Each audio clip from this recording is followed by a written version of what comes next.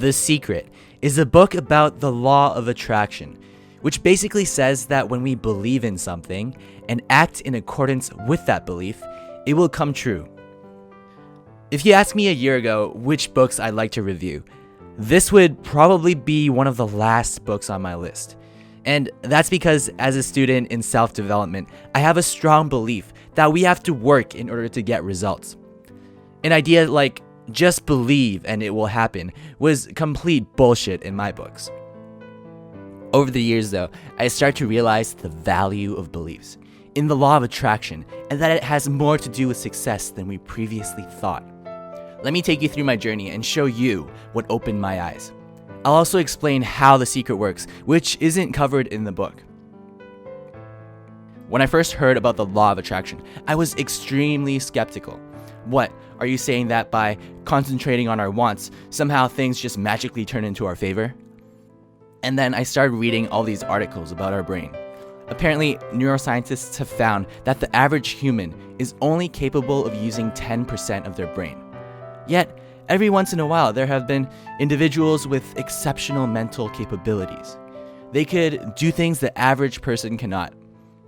Some could remember everything they've ever experienced to the smallest detail, such as the license plate of a particular car on a specific day 20 years ago, while others could do complex calculations in their mind that not even calculators could keep up with. Einstein was so advanced in his years that we are only just discovering some of the things he already knew 100 years ago. With that in mind, there should be a million more things our brains are capable of. Maybe, just maybe, the law of attraction is one of these abilities that we're just beginning to understand. Earlier this year, 2016, scientists created the first living creature with a heart and legs and everything.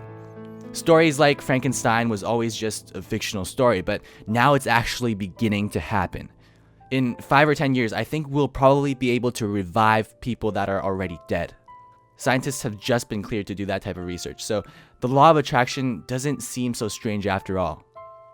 For now though, let's treat it as something probable and move on to a more rational interpretation of The Secret. A few years ago, there was a very disturbing video that went viral. It was a video of 2 girls and a cup. It's basically a video of 2 girls eating a cup of crap. Anyway, I shared it with 2 of my friends, and one of my friends went, "Oh, that's disgusting," while my other friend, who was a piano teacher, had the same level of disgust, but he also noticed that the music was very well composed. I didn't really think much of it until years later. I was watching a documentary on oysters, and all of a sudden I thought, oh, this background music would be perfect for my new video. That made me recall how my friend noticed how well composed the music was to 2 Girls, 1 Cup. And the point I'm trying to get at is that we notice things based on what we think about. My friend noticed the nature of the music in the 2 Girls, 1 Cup video because he's always thinking about piano. When I watched the random documentary, I focused on how well the video was made, how well the background music went with the video, and other video elements. And that's because I'm always thinking about making videos. In terms of the law of attraction, by having what we want constantly in our minds, everything we come in contact with will resonate off of that thought. In other words, we'll be able to see opportunities that we wouldn't otherwise had we not had the belief in our minds. If I hadn't had video editing in the back of my mind, I would have probably only learned about oysters and not how to improve my videos. Lastly, there are 2 types of thinking: if thinking and how thinking. If thinking consists of doubt, I wonder if I'm able to do this.